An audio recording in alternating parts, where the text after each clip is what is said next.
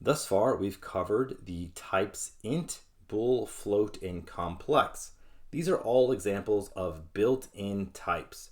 So built-in refers to these types that already come with Python when you first install it. They are part of every installation of Python. You don't have to create these types on your own. Python provides them to you.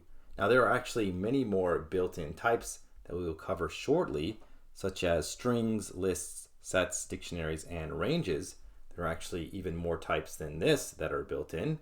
Python actually allows you to create your own types.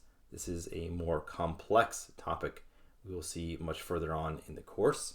But we will continue to use these built-in types as they are the most common and fundamental to basically almost all Python programs will use a lot of these built-in types. Some you will see as you mature with your Python skills will have these customized user-defined types.